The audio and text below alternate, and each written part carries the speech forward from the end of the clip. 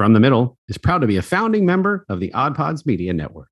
Hey, everybody, and welcome to episode number 135 of From the Middle, a comedy, culture, entertainment, and interview style podcast hosted by three middle-class guys living in the middle chapters of our lives in the middle of America with a point of view somewhere in the middle. I messed that up, but you don't know, and it's fine. In this episode, we're going to cover our picks for the 2021 Middies. And just like whose line is it anyway?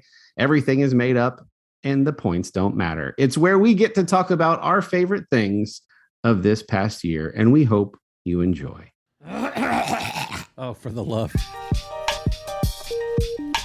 Sorry, just clearing my Mountain Dew hole. I got my phone hole cleaned today. That's where you keep it? You're so cerebral, and you're so developed and evolved.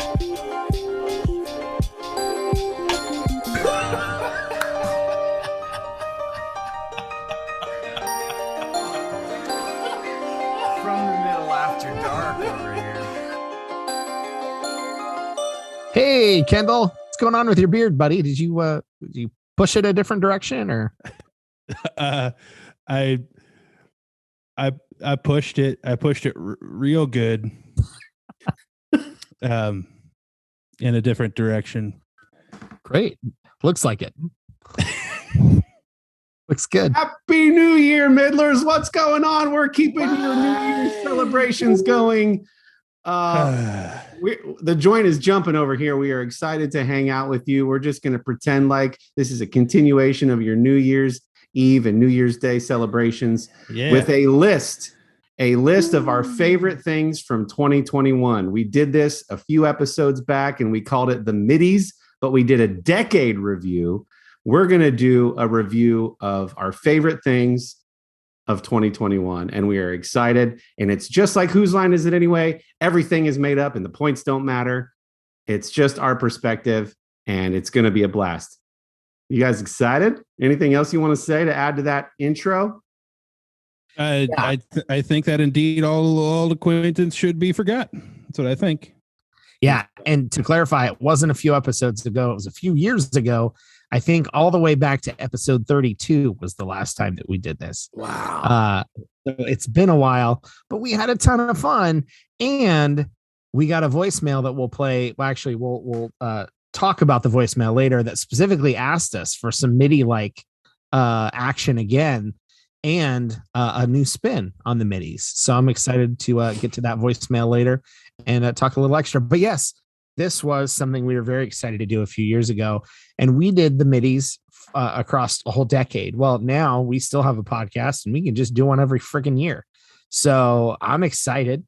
We've got a bunch of great categories for awards that we're going to award things to, and hopefully those people that get awards will be excited about it and will shout us out and shower us with their praise. Any reason we didn't cover 2020? I can think of one. Yeah. Well, I mean, it was a horrible year, and we just lost Kendall, so that's fun. Well, I did see somebody say, no, there he is. He's back. Awesome. I did hear somebody say that hopefully 2022 isn't 2022 as in 2020 part 2, and it's 2022 as in a new good year. So hopefully 2022 is a great year, and we're doing this again a year from now for 2020. Reflect back on 2022 and 2023. Kendall, you were about to say before you got cut off. So egregious. I was about to make a really stupid joke about how 2021 isn't a whole lot better than 2020 was, but the microphone was doing funny things. You know, it's funny. I think my internet connection is unstable. I think that because my computer screen sometimes is telling me such, and I'm here in the studio because at home our internet connection was indeed unstable all day. So I thought, I better go to the studio because the internet there is solid. Mm-hmm. And here we are. Yeah, here we are. Well, hope it sticks with you. Go ahead, Dylan. I was just gonna say, if you're not on YouTube, you should at some point jump to our YouTube channel, subscribe. But in this particular episode, I like that we are embodying different levels to average out to be a very middle experience with our attire. I am in a plain black shirt and t-shirt and shorts. Kendall has his top button done, is looking pretty stylish with his Artiest Man hat, and Corey is in a full-blown suit with his champagne flute. Are those called? Flutes? Flute. Yeah. It's a flute. Flute. So we're even averaging out to be very middler, which is very on brand for us. So and I myself am averaging out because you have no idea what's going on from the waist down. So here are the things. Here are the things we're going to cover. Speaking of covering things. Speaking of covering things or not, best feature film, best streaming movie, perhaps one that was not in a theater, best TV show, best music album, best musical artist, best YouTube channel, best podcast, best sports moment, best mobile game, best book, best console game. And then, as Dylan mentioned, a middler would like to hear something special from us about something that will be a surprise. So, you guys ready? Yeah. Ready to go? Yeah. And I'm not sure why we didn't reorder these in a way that like flowed between types of media. I don't think it matters. Did you mention our favorite internet video? That one was in there too. And we're going to play some of those. Best random internet video. And if you are on YouTube, we will play those for you. So that's a little bonus. Perfect. Great. Yeah. All right. So let's just get started. Best feature film. Dylan. Also, I proposed the idea of feature film versus streaming film as a question. And if you guys responded via text, I never saw it, so I didn't prepare two. But I'll try to think of one off the top of my head. But feature film theatrically, I only saw one this year in theaters or in 2021, which was Shang Chi. And I freaking loved it. Yeah. And so I probably could have jumped to some other movies that were in theaters that I might end up liking more than Shang Chi, but I don't feel the need. Marvel did something really unique. I had a ton of fun getting back into the theaters safely for Shang Chi. And I thought it was a really, really great movie. Streaming, I remember really enjoying The Dig, which I believe went straight to Netflix. And then there was another World War II movie that I really liked that I talked about not too many episodes ago. And I'm blanking on the name. I'll think of it and mention it. But there was a couple Netflix movies that were really awesome. So those are the couple that I would mention. While we're on the Marvel train, I'm going to go ahead and say my choice for best feature film was, no surprise to many, Spider-Man No Way Home, which is now the first film to make $1 billion at the global box office since Star Wars: The Rise of Skywalker in 2019. You guys have not seen it yet, so I cannot say why it's my pick. But if the $1 billion at the box office doesn't give it away, I'm just going to go ahead and join the masses and say, wow. All right. And what about streamed? Streaming for me was, I talked about it on the podcast before. Many would consider it a comedy special, but it was Bo Burnham's Inside on Netflix. Bo Burnham, the comedian. And I'm just going to read very briefly a couple sentences from the article at Cinema Blend that says, if you could only stick a few movies in a time capsule to communicate the state of our culture in 2021, you'd most certainly have to include Bo Burnham Inside. While some might distinguish this as a comedy special, I'd argue this is a movie. It has 3 acts, a main character, and a cinematic quality to it, even though at its core, it's comedian Bo Burnham in a room with a projector, a few props, and some songs to sing. Inside has Burnham stuck inside his house due to the pandemic and pondering the big questions between internet culture, a white woman's Instagram, being problematic, and depression. The Netflix original is an introspective, harrowing, and entertaining meditation on being alive in the pandemic era. It's a piece of art. It is beautifully done. And it, just like that says, it's just him with some props doing it all himself. And it is art and comedy and music. And it's just so well done. So that's my choice. And I thought of my other Netflix one. That was a really good one. The Forgotten Battle. I had talked about it a couple weeks back or episodes back with Tom Felton and several other great actors. A World War II battle drama. if you're into that kind of thing, Saving Private Ryan, Dunkirk style movies, it's a great one on Netflix. That was the other streaming one. Kendall, you're up, buddy. All right. So I want to maybe somehow piggyback off of Corey's answer for streamed. So I'm going to start there. I had a hard time coming up with one for streaming. At first I thought, well, could it just be one that like I streamed for the first time this year? If so, the answer is Die Hard. If that doesn't count, then I thought to myself, wasn't it this past year that In and of Itself came out with Derek Delgado, and if so, then like that is far and away, again, kind of like Corey's thing, maybe not a film, but it's got all the stuff. It's got the drama. There's a storyline to it. It's a one-man show-ish kind of thing. It's not just a magician / comedian yapping at you. Like, it's a well thought out thing. I found out that it actually dropped in 2020 when I went to go look up the dude's name. And so then I was at a loss. And then so then I came up with Black Widow, if that counts, because I streamed that instead of watched it in theaters. So there's my 3-way answer. If I'm allowed to pick one of those without any caveats, it's going to be In and of Itself. No rules. You can pick any one of those 3 you want. If you saw it in 2021, I'm happy. Yeah. So in and of Itself is my streamed one. In theaters, I also only saw one film in theaters, and that was Space Jam: A New Legacy. So not much to say about that one. Yeah, we watched that this past week, and wow. I enjoyed it. I legit enjoyed it. Maybe part of that was because I had a 5-year-old sitting next to me. Sure. In the theater while we were watching it, and it was real fun for him. But all right. Next up, best TV show. Do we want to stick to the order or mix it up? Mix it up. All right. I'm going to go with Squid Game.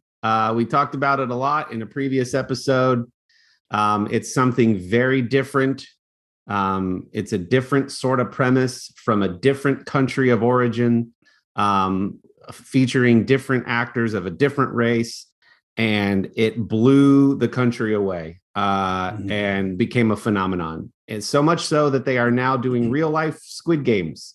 They're not killing people, but celebrities are hosting Squid Game parties, and they're thinking about doing game shows of it and the whole nine. So Squid Game is a ride.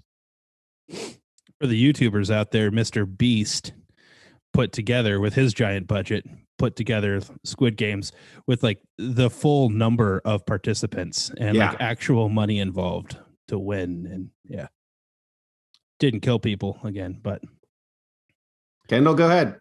TV not show. As good as the original. Best TV show for me, like I thought maybe all 3 of us would say at the same time, Ted Lasso. I thought you guys would, which is part of the reason I opted to go with Squid Game. There you go. Yeah, I mean, I actually had a tie, and I know that Ted Lasso is now in season 3, but I watched it all in 2021. So it was a tie between Ted Lasso, and recency bias kicked in, and it's Hawkeye. So many good Marvel shows this year, and Loki was probably a very close second. Loki was so good, but I really, really liked Hawkeye, and so Hawkeye and Ted Lasso tied for me. And bonus points for using the cognitive bias term, recency bias. Well played. I was actually planning on using that later on as well. So do it. Use it again. Somebody will skip ahead and miss me saying it and hear you saying it. We'll get IQ points. Yeah. All right. Best music album. So I'm going to jump in. Best album. Again, I had 3 to choose from. I am going to pick one. Legitimately came out in 2021. Imploding the Mirage by The Killers. All right. Nice.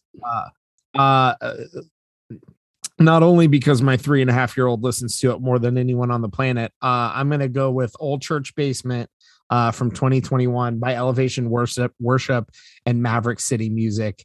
We have streamed that album so many times this year, and so many of the songs that I definitely listened to it the most, so I must have enjoyed it the most. Kendall, what were your others? My others were A-Rock by Hardy and Van Weezer. All right. I'm going to need to check those out. Those are new to me. Hardy is a country guy. He's like a pop country dude. Okay.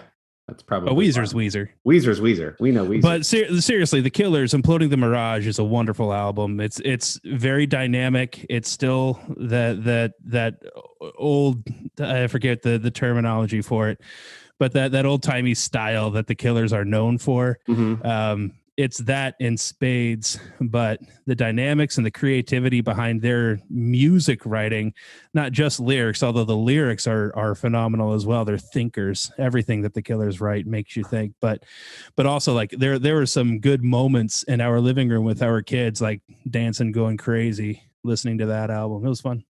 Good one. Maybe recency bias, but I'm going to go with 30 by Adele.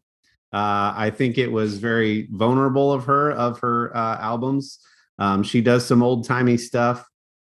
And I think it was different, but I don't want to say in a safe way because it's still her voice and her voice is unmistakable. But yeah, very good. Best musical artist. I'll go ahead and start. So Old Church Basement was a collaboration between Elevation Worship and Maverick City Music. So I gave them the tie for best artist because they both collaborated on that album. It felt like I couldn't just pick one. I listened to a lot of other artists, but knew this year specific to 2021 was both of those artists collaborating on that album. So I'm going to give it to both of them. Well, I have to follow that because my best musical artist was Maverick City Music. Your wife, Bree, told me about them. And I think they just started in 2019 as a collaborative. And something about what they do and how well their videos are shot have moved me to tears multiple times. There's something beautiful about seeing people of different ages, races, colors, and creeds sitting around a piano with a few guitars and just worshiping. And it is awesome what they're doing. And I'm a big fan. I'm here for all of it. So best musical artist for me, Maverick City Music. All right. Best musical artist for me. This is why I didn't choose his album. Because I definitely wanted to name him as the best artist is Hardy. He had a coming out year. That album, A-Rock, is his first album.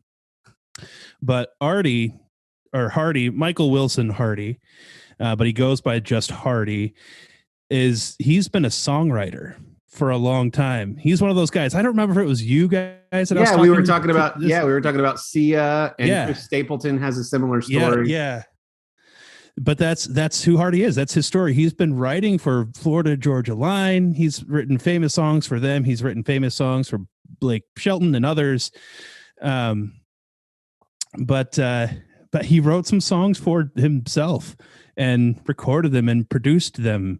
And I tell you what, like that coming out album of his has gone up like gangbusters, man. He's had a hell of a year. All right. Props to Hardy.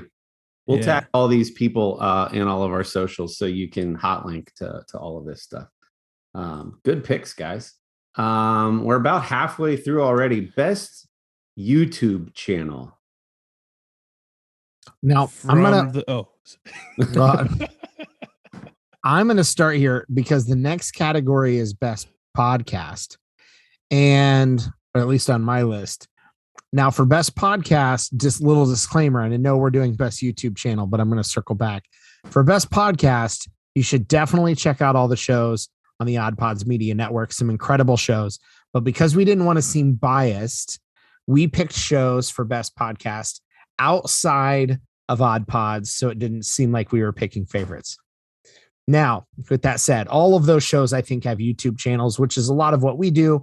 we take our podcast content and put it directly onto YouTube. We have some bonus content. Some of the other shows have some bonus content, but there's one show in Odd Pods. This didn't feel like picking favorites, because there's one show in Odd Pods that has really taken their YouTube channel a different direction than just copying and pasting their podcast content. So for this one, I am going to pick, and I'm going to go with Infectious Groove Podcast has a channel called Infectious Groove Vinyl. And you don't have to care about buying records or vinyl, but there's so much good information and cool videos. And Russ is one of the hosts over at that show that runs Infectious Groove Vinyl. And if you're into music or record collecting or music history, any of that kind of stuff, go give his channel a follow, because he does an awesome job at talking through all kinds of videos on, like, you know, the top 5 of this artist, or unique pressings, or the stories behind such and such. And so this doesn't feel like picking, because it's less copy and paste podcast content. He's got a lot of really original, specific, unique stuff around vinyl music. So Infectious Groove Vinyl wins my favorite YouTube channel of the year. Love you, Russ. I'm going to go with, I've got my choice, and then I've got an honorable mention, both hosted by comedians. These are also technically podcasts, but for me, there's something really fun about watching the comedians' facial expressions while they do their content. And Bad Friends was started in February of 2020 with Bobby Lee and Andrew Santino, both stand-up comics out in LA, and their chemistry together is so funny because they're so different. And they argue playfully in almost every episode, hence the title of the podcast, Bad Friends. And I picked them for this year because I feel like they really hit their stride this year. They're coming up on 100 episodes. I've seen every one, and it's just good, clean fun. Well, not clean. It's good fun. And I really enjoy watching. My honorable mention, and I know we've joked on the podcast before about the fact that I'm a stan for Crystalia. In case you didn't listen to the last episode, we did Gen Z TikTok slang, and we covered the word stan. Crystalia had a tough year. He was sort of canceled.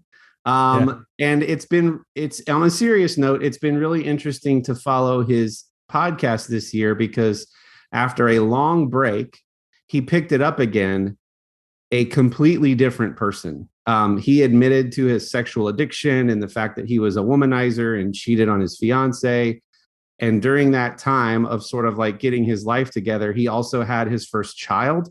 So like the tone of his podcast has changed dramatically, but he's still the same silly guy he was before, but he's been humbled because of his fall from grace. And so it's been really interesting to watch over this last year. And I have a friend who I'm always talking to about Crystalia, and he's like, dude, he's so annoying. I can't stand him. I said, just try one of his more recent episodes. And he was like, totally different guy. Like I could actually see myself tuning in each week. So honorable mention to congratulations with Crystalia. Were you talking about, you said, was it Bad Friends, and talking about their energy? Yeah. Together? Yeah. It's enviable how well they play off of each other. And it reminded me of one that maybe should have been an honorable mention. I had talked, I think this year about, it's a podcast, but the video adds so much to it that it's almost the YouTube for them is, the Friendship Onion. With Dominic Monaghan and Billy Boyd. They have their sort of Lord of the Rings themed, but their YouTube channel adds so much because they're both so animated. They have a similarly enviable sort of banter that's really fun to watch. Even if you don't go listen to a bunch of episodes, if you just tune into either of those shows for a little bit, it's so fun to watch. Kendall, YouTube channel, Realistic Fishing, which is honestly just the single channel that I probably watched the most of. I consume a lot of YouTube, but this year specifically, understandably, I watched a lot of fishing videos, and And realistic fishing is just that. It's a dude he's created this relatively sizable cult following. He's just a guy who likes to go fishing. And he doesn't have a fancy bass boat or anything like that. He looks like your normal, like Farmer John, long, scraggly beard, like beer gut kind of guy. And he does bank fishing, and it just films himself fishing, talks about what he's using and things like that. And he's not so many fishing channels out there. For the dozen of us who are watching fishing videos on a regular basis, know that what you can expect from your typical fishing channel is they reel in the big one every single time. And you don't see them working or trying. If they have a bad day, they're not uploading a video. They try to make themselves look like the best fishermen there are. And this guy, again, going with the realistic fishing thing, is like, he'll still upload a video and be like, I caught nothing. Like, love it. The guy's awesome, and I love it. He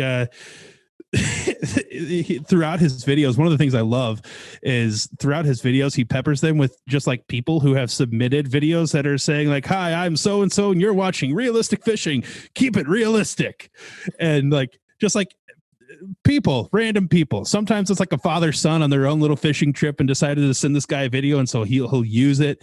But a lot of them are like local professional wrestling clubs.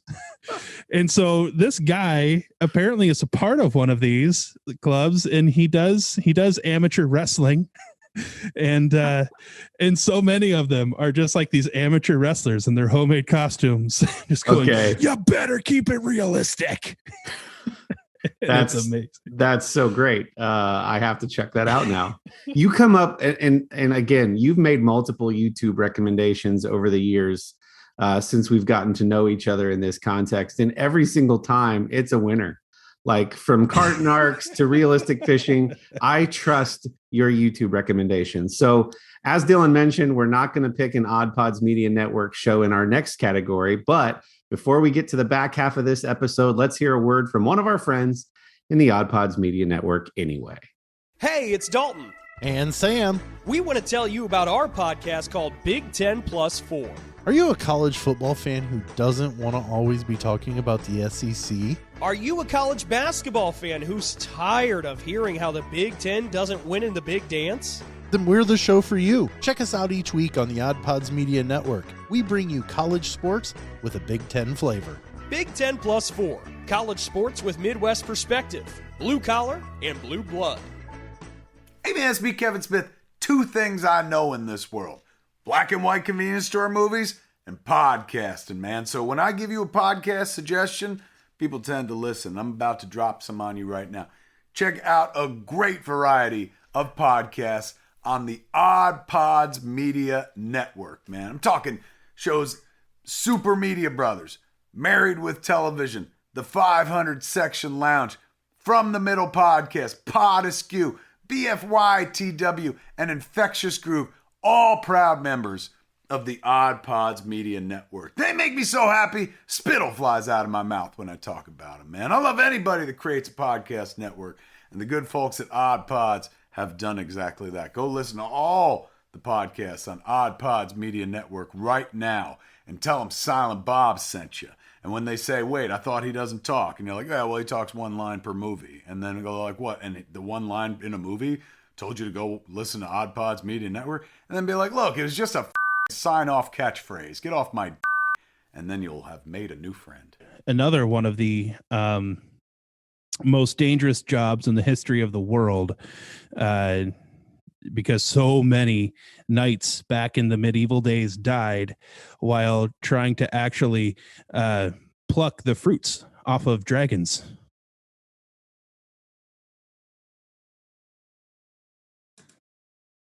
And that's where dragon fruit comes from. Dragon testicles.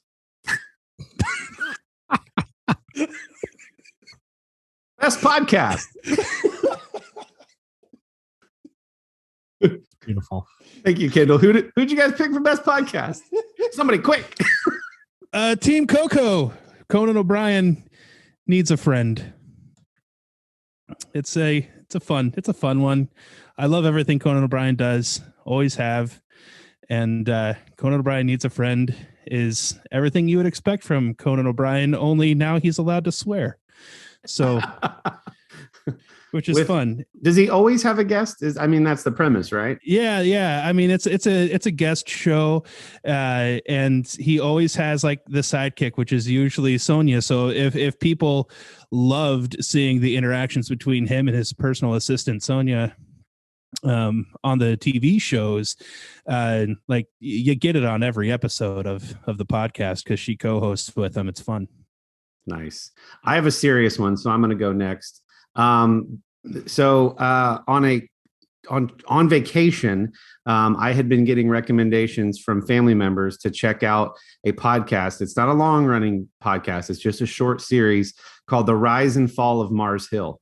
It is a deep dive into the megachurch pastor, Mark Driscoll, and his fall from grace as well. It goes into things like how hero worship and celebrity worship has infiltrated the American church, and how Mars Hill, the network of churches, sort of started to crumble around that, the decline of that.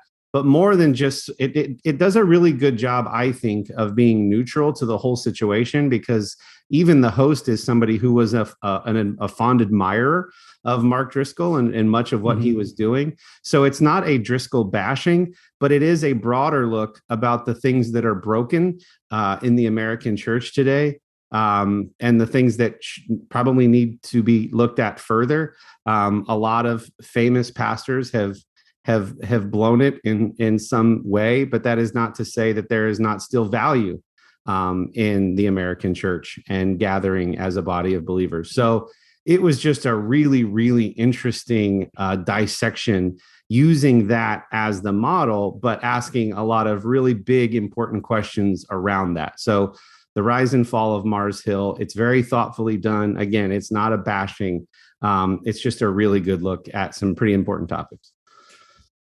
Cool. My favorite podcast. If you missed it before the break, we mentioned, disclaimer, there's plenty of awesome odd shows on the Odd Pods Media Network. Just for sake of being fair, we are not picking Odd Pods Media shows. So go listen to these, but also go listen to all the awesome shows on Odd Pods Media Network. Since I'm not allowed to be biased, I'm going to say From the Middle was one of my favorite podcasts, because you guys, I can say that with no shame. You guys genuinely, I find you interesting and amusing, and I genuinely enjoy listening to your parts of our episodes. I'm also going to say our great friends over at Grief Burrito in the UK have a very funny gaming entertainment podcast. And another one that I've enjoyed because I love food and I love hearing about cooking, and they've got some great social media content. Our friends over at the Grab 'em in the Brisket podcast, which I think is a great name, and they have tons of great content and super funny. So if you're not going to listen to Odd Pods Media shows, we've now given you some other great podcasts to go listen to and check out in a variety of genres. So you've got wildly different shows to go check out. One of the hosts, by the way, just tweeted us that he accidentally made the shutter click sound while he was in a bathroom stall, and thought to himself, I wonder what people thought that noise was for. And I was just recently on the opposite end of that, wondering, why did I just hear a shutter? So anyway, shout out to Jonathan. Him where he was when that happened? Yeah, we could have been at the same freaking Target. Well, it wasn't Target. Anyway, doesn't matter. Kohl's. It was a Kohl's. Hey, shout out to Jonathan and the guys over at Grab 'em in the Brisket. You guys are awesome. All right. Best sports moment of 2021. Who wants to go first? Kendall, go ahead. Just get it out of the way. Yeah, we knew that was coming. Get it out of the way. So there I was. No, Michigan, Ohio State. Obviously. Specifically, there was a play that was a trick play that went for like a 35-yard pass, but it was a pitch back. So McNamara hands it off to Haskins. Play action. Haskins pitches it back to McNamara and hits a an open receiver who takes it for 35 yards down the field. The reason why that moment in particular was my favorite even of that game was because A, it was a trick-ish kind of play that went for big yardage. B, it was like mid to late, I think, third quarter, which at that point, that play set up a touchdown, which put Michigan up 2 scores in the third quarter. And that was the only point in the game where that feeling of, yeah, but it's still Ohio State. We've been up big on Ohio State within the last several years and have still choked.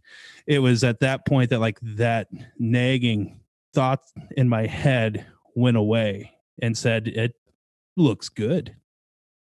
So, I appreciate the respect that was embedded in that that story. Thank you. Yeah, you're welcome. Yeah, I'll just to get this category over as quickly as possible. I'll go with the week prior. Post game, we manhandled Michigan State. We were all feeling very good because we had a rocky start to the season as Ohio State fans. We started to really pick up a third of the way through the season, halfway through the season. We felt really good about, just blowing out Michigan State. And we were riding the high of like, hey, if we can beat Michigan, we'll likely win the Big Ten championship. And this is another playoff run right here. So like that whole euphoria after the Michigan State game felt great. And so that's going to be, for me, it was like kind of the end of that game, getting excited about the game and potential playoff run. So that was before everything came crashing down, but it was a really great, that feeling after Michigan State of running up the score. That was a lot of fun. So I'll say for the season or for the year, that was one of my favorites. Good pick. I have a personal one and then like a more widely accepted and widely known one. So my personal one, I got to take my wife to Lambeau Field in Green Bay, Wisconsin to watch the Packers play the Bears while there was snow on the ground in December. And it was a once in a lifetime thing. And the Packers won. That was great. But again, it wasn't as much about the teams. It was about the experience. And you got to see a former Buckeye play for Chicago. That's just kind of fun. Who had a pretty good game.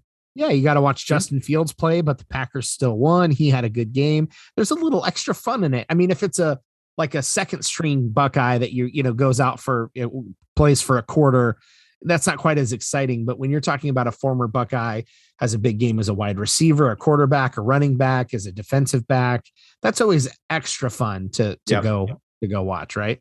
Yep. And then also happening that weekend, in fact, just earlier that morning, we talked about how I watched the Netflix series Formula One Drive to Survive, which led to a duel in Abu Dhabi between Lewis Hamilton and Max Verstappen that ended in the final lap of the final race of the season, which was just a really fun introduction to a sport that I was in the middle of learning about, which became super controversial and is still being discussed. And there are going to be investigations and blah, blah, blah. But it was just such a dramatic way to learn about a sport that I might want to continue watching and had global ripple effects. I looked up all kinds of videos and blogs and commentary on what happened at the end of that race. And it's one of those things where it's like, I think I have a handle on it, but I still have questions like that. I don't quite understand what happened. And I feel like that, like we need to do a tangent or a mid-bit of you trying to explain to me. We need to have somebody that actually knows. Yeah. Only if we can have somebody that knows more about it, because I would give you like the botched new guy terminology and understanding, which would probably be comical, but not very informative. Who won the race? Who won the race in Abu Dhabi? Max Verstappen for Red Bull. Let's just have him on. Let's have him on. I'll call him up. Okay. Well, no, he's not the one you want to have on. Well, you have him first, and then the other guy's going to be like, "Hold on, let me come on and tell my side." Yeah. Listen, obvi, we got connections. I mean, freaking Kevin Smith just did our mid-roll promo. So, so that's my sports moments. Best mobile game of 2021? The Angry Birds Journey has been what I've spent most of my mobile gaming time on this year. So it has been years. What Since, is Journey? What is Angry Birds Journey? I've played. It's just like regular Angry Birds. I don't know. Like, here's the thing. Like, I played the original Angry Birds, and I think I played like Rio or something like that. And then it's legit been many years since I have played Angry Birds. And so I don't know how much of the evolution I've changed. There's a lot of stuff that I had never seen before, a lot of weird blocks you have to break, and the birds act a little differently, and different power-ups you can get and things. So I don't want to sound like these are the things that are different to Angry Birds Journey, because it's very possible that most of this stuff was going on before Angry Birds Journey. All right, I'll check it out, because I didn't play very many mobile games or any new ones in 2021, but I did hit level 40 in Pokemon Go. And yes, I'm still playing Pokemon Go. So that is my pick for best mobile game, because that's really the only one I played this year. Have you played actual Pokemon, like the card game? No, and I don't even know the rules. I didn't either until for Christmas. One son gave my other son a board game that like trains you how to play. And it comes with 3 decks of cards. And I played it with him for the first time. And it's actually pretty fun. Okay. It's cool. Anyway. Sweet. Mobile gaming. I'm going to be super boring in the gaming sections, because I basically only played 2 games this year on my phone. Pokemon Go, still playing, also hit level 40, and still Dominations. Dominations wins the award. I've talked about it on this show. But if you're into Age of Empires, there's nothing you can find that's really like Age of Empires on mobile, but darn it if Dominations doesn't get close and close enough. So I've been playing Dominations for years, and it's far and away the game I enjoy the most on mobile. All right.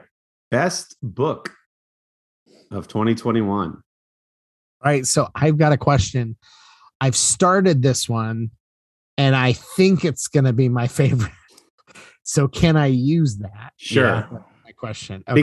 Because for our decade worth of middies, what we wrote under Dylan's pick was Dylan doesn't read books, which isn't true. But I don't know what happened for that. If I couldn't think of any, or because I'm sure I had read Sebastian Maniscalco's book recently to that time period. You got it for me as a gift. I don't know what happened. I'm sure I read something. So I'm going to go with the Ragamuffin Gospel by Brennan Manning.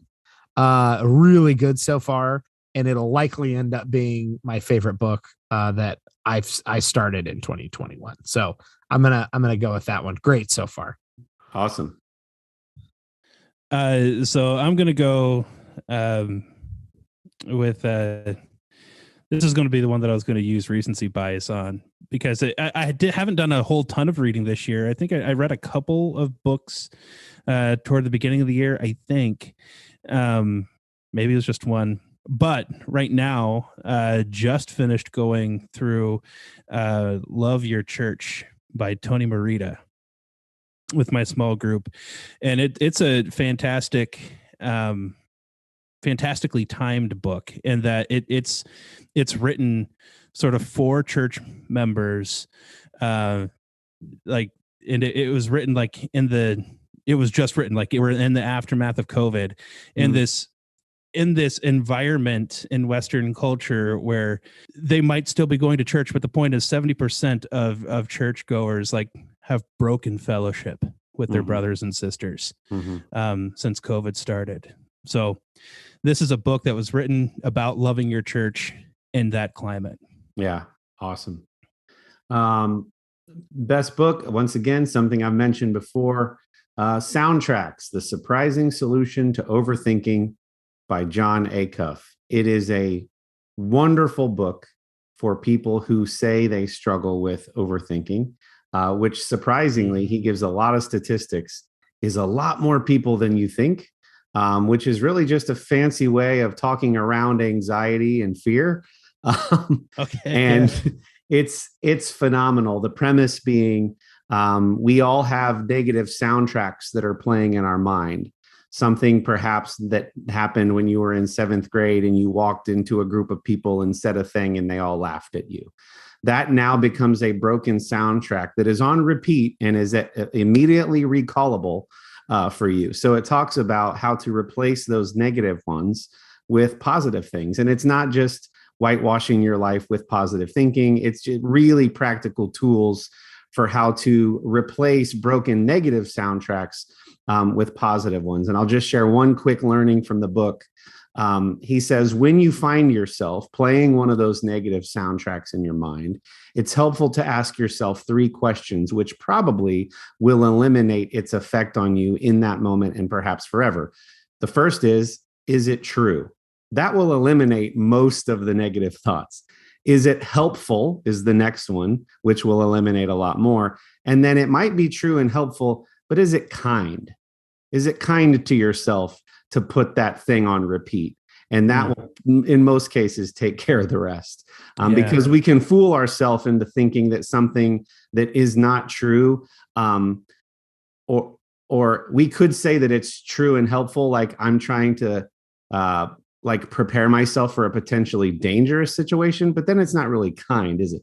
So just a phenomenal book. John Acuff is a very funny writer. He's a public speaker, so he writes like he's giving a TED Talk with lots of jokes and references to geek culture thrown in. So it's just a really fun and easy read and good for anyone who might struggle with overthinking. All right. Best console game. Boring. Yeah. I bought 0 games in 2021, much to the chagrin of our friends at Grief Burrito. So I'm going to go back to classic NCAA 14 PS3 because that's the game I played most, and maybe Animal Crossing New Horizons this year. But the reigning undisputed champion of the last decade, NCAA 14. Eventually, I'll buy more games like NCAA 22 or 23 or whatever that one's called. And if they're not up to snuff, it's still going to be 2014. I think I have a guess on what Kendall's might be since he got himself a new toy. I think it's true. It's true. It's Metroid Dread. Yay! I knew It's it. an easy answer. And mine is Call of Duty Warzone. It's just a ton of fun and it's free and good stuff.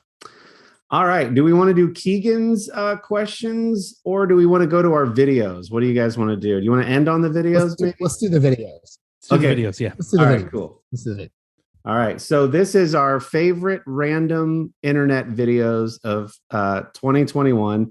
If you are a part of our Facebook group From the Middle for the Middlers, you will have already seen this. So I'm going to play mine first because I think I even posted and said this might be my favorite random internet video of 2021. I love how that covers up my thing there. Tell me when you guys can see. Go for it. All right, here we go. Oh, no music.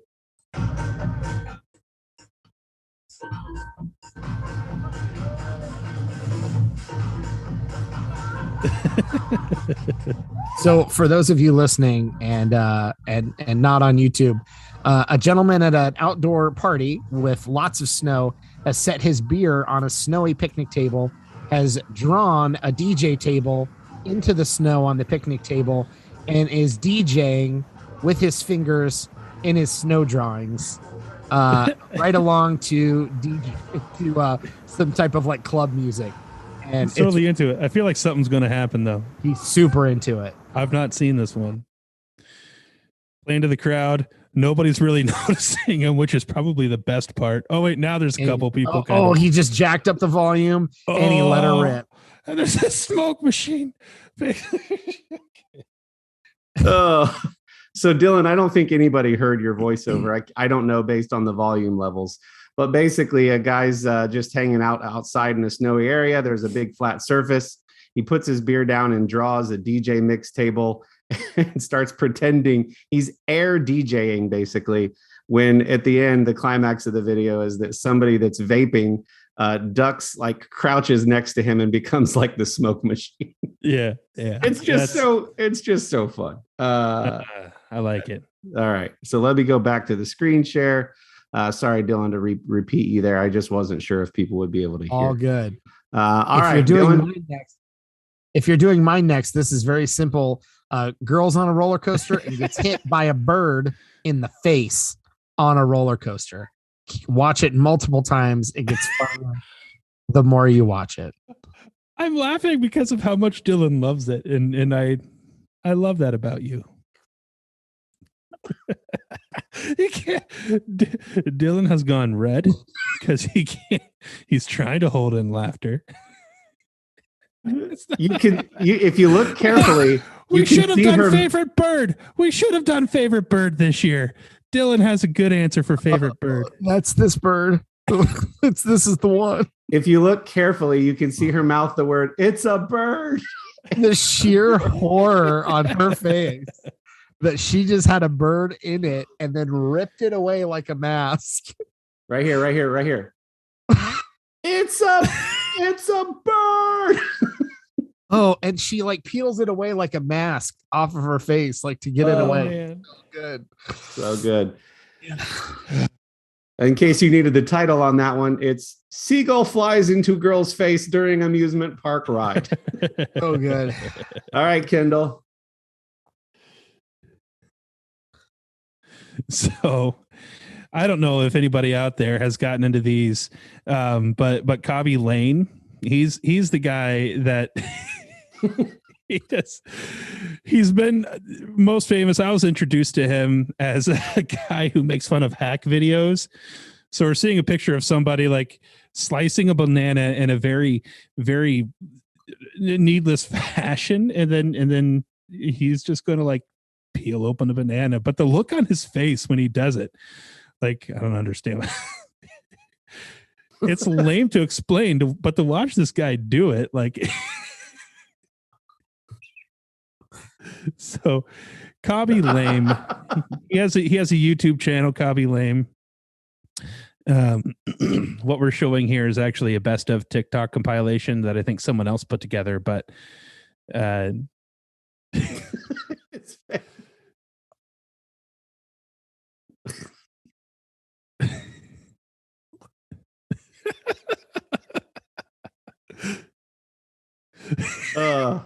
good stuff. We don't have to watch the whole thing. It's like 6 minutes long.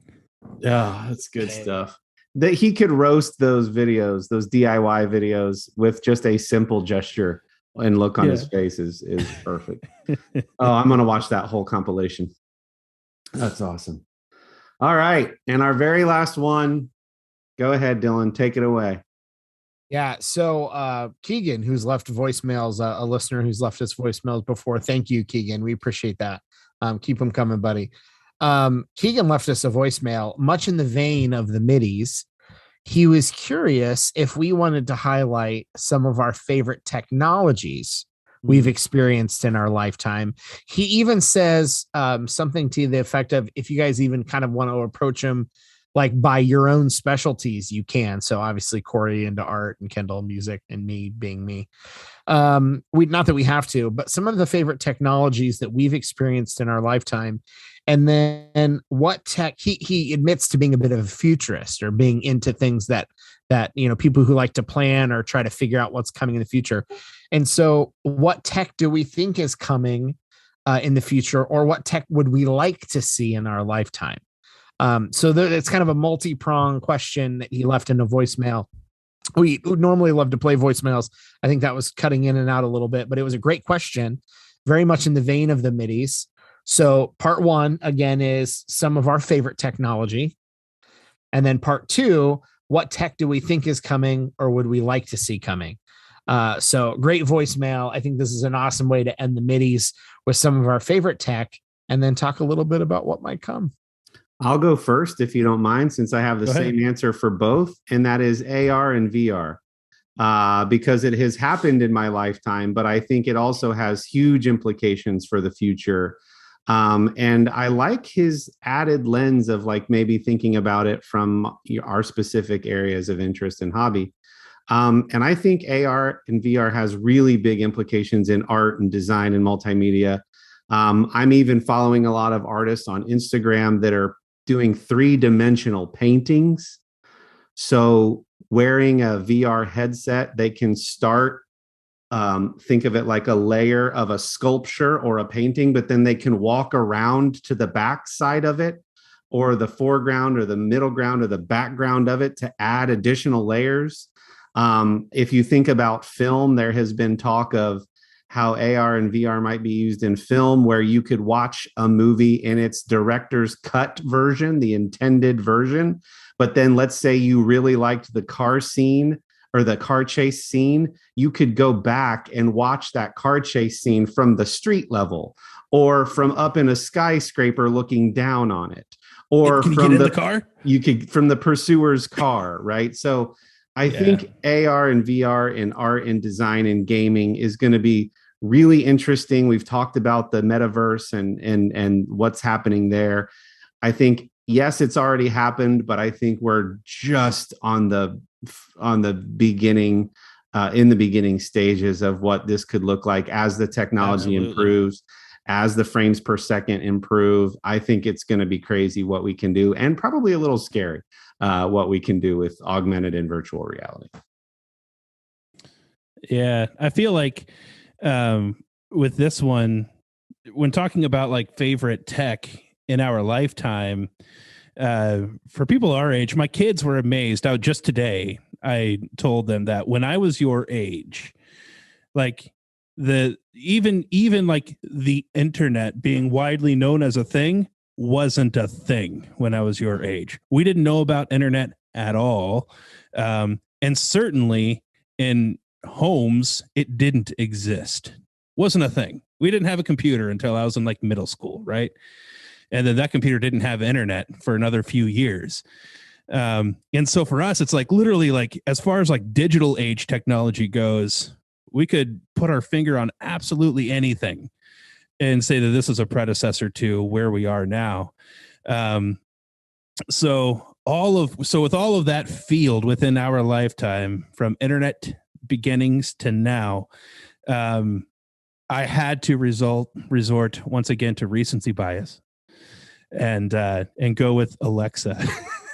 And the home automation stuff, smart home things, being something reachable for the middle class. Like now you don't have to be a millionaire to have blinds that go up and down with the voice command.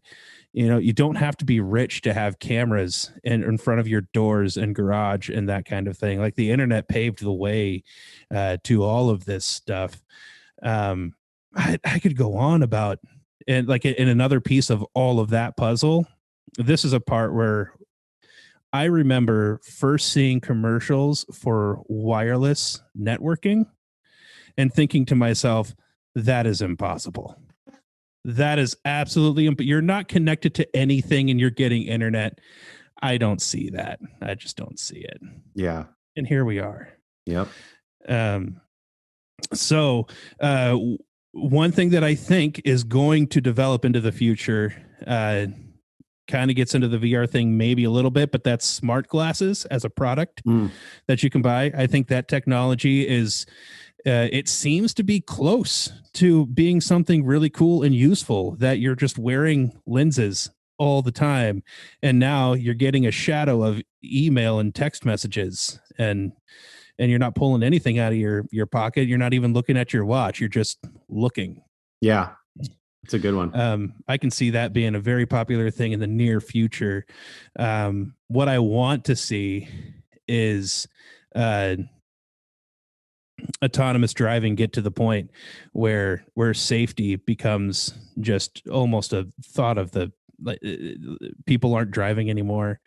I would like to see, or at least if they are, there's some level of automation involved there. Also looking into automated delivery systems. So something that Amazon has been trying to get into, and Kroger, I think I heard, is trying to get into, just how huge that would be. That has a lot of implications for people. Like now you can bring medicine. You could bring possibly emergency medicine to people during snowstorms, or pandemics and things like that. So automated travel, whether that's on the roads or or delivery systems. Good ones. And your glasses one made me think I saw a video the other day that paper thin flexible displays are here. So like they can completely coil up into a cylinder and unroll, and they are high definition digital screens that are flexible like paper. Cool. So yeah, just cool stuff. Dilly, you're a techie. Yeah, this was an interesting question because I mean, historically, if you were born at the right time, you watched us as a country and ultimately globally, you watched us go from horses to cars to planes to space into the moon.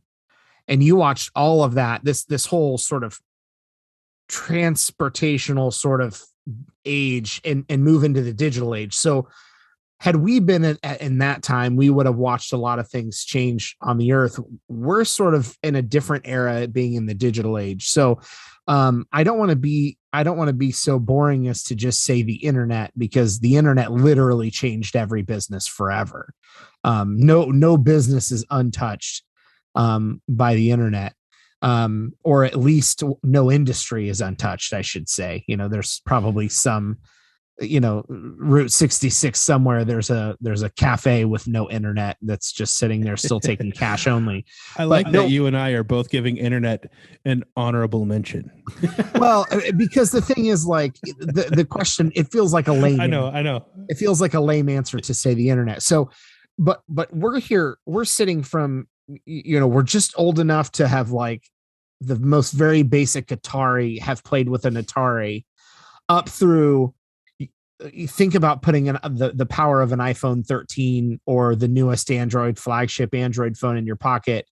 We've been in an era where you had a camera with so many pictures and you had to be incredibly thoughtful about each and every photo that you took with that camera, to now I can literally sit and take thousands at one event, go back, pick my favorite, and film went from being this incredibly important thing to useless for the average person. And I have limitless photos on my device or access to them. So technology is so wild in that way. As a big movie guy, gaming, movie, audio, video, that's the stuff I did for a long time and I really loved. We're kind of in our current state of having a TV and a sound system, we're kind of at our peak. Like, somewhere you're going to spend a couple $1,000 to $10,000 or $15,000. Your eye can't perceive much better quality than TVs have now. Your ears can't hear much better quality than $10,000 or $15,000 sound system that we have now. We're kind of at our limits. So unless you strap on a VR headset to immerse yourself more with true surround sound, headphones or something like that, unless you can expand the vision of that and the sound and do, like a Dolby Atmos headphone, that's kind of the next way to immerse people more. And so I think some of those technologies are really interesting, because you can't go 8K TVs and then 16K TVs and then 30. Your eye can only perceive so many differences. You can't add more speakers. You can only hear so much.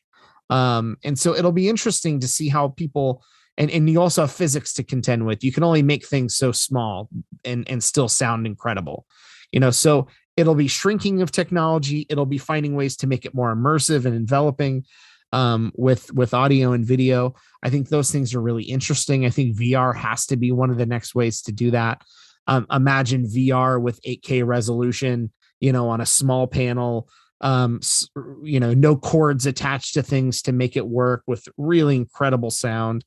And I think those are some of the things that we're going to see, and how they tinker with that to fine tune to get better picture, better sound, for the gaming, the movies, and all of that kind of stuff. But I do think it's interesting, the whole idea of augmented reality and holograms and how some of that will come into play over time, because that certainly feels like a direction we'll have to head. And projections ultimately is with hologram, just projection technology.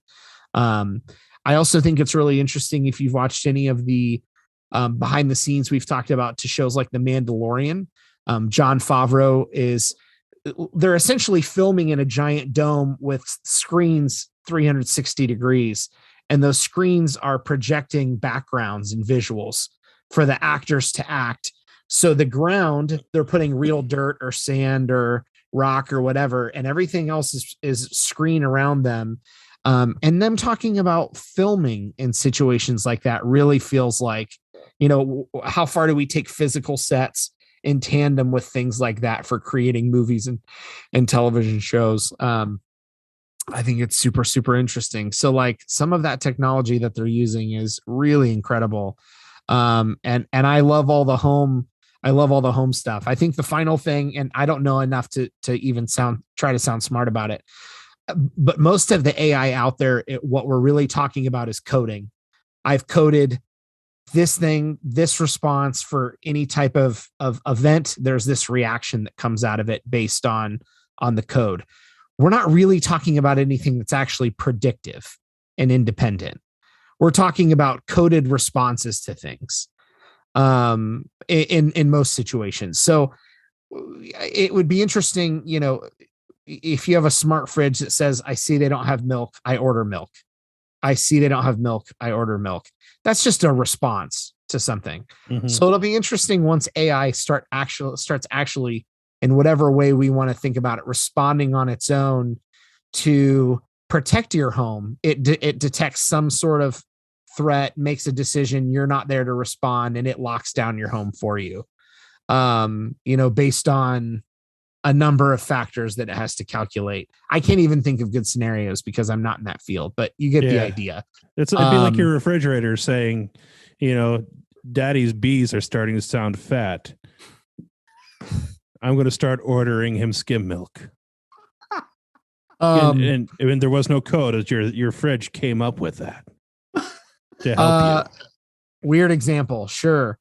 The Patton Oswalt callback. Perfect, man. Nicely done. You get the idea. I'm thrown off now with bees. Sorry. It gets tricky there because that's when people start to get a little concerned. Right. And but they have to play with, right? Yeah. Like that's what you at least have to experiment. Here, a different example using the fridge. You buy the fridge in November of 2022, and this is the first Christmas that you've ever owned it. The fridge knows you've never bought more than 1 gallon of milk, but knows that Christmas is coming and orders 2 on its own because a holiday is coming. Oh man.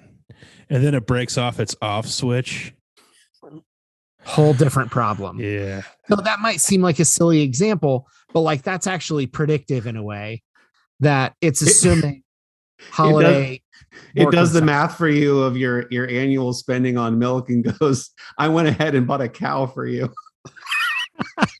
Anyway, so I'm done. Hopefully that's some of the things that we're looking at in the next 20 years. Awesome. Well, this has been a really fun episode, picking some of our favorite things of 2021. Would you guys like to wrap up with a personal wish or hope? I'm not going to say resolution, but wish or hope or word for either yourself or our listeners for 2022 as a way to wind down. I'm gonna say that for myself, and I would encourage any who want to come along with me, is that I want to live more. I want to laugh more. And I want to love more. And then my wife and I together decided that in 2022 we want to make sure that we eat more chicken wings. So nice. That should go on a shirt or mug or doormat or piece of house decor. Something made out of pallets to hang on my wall.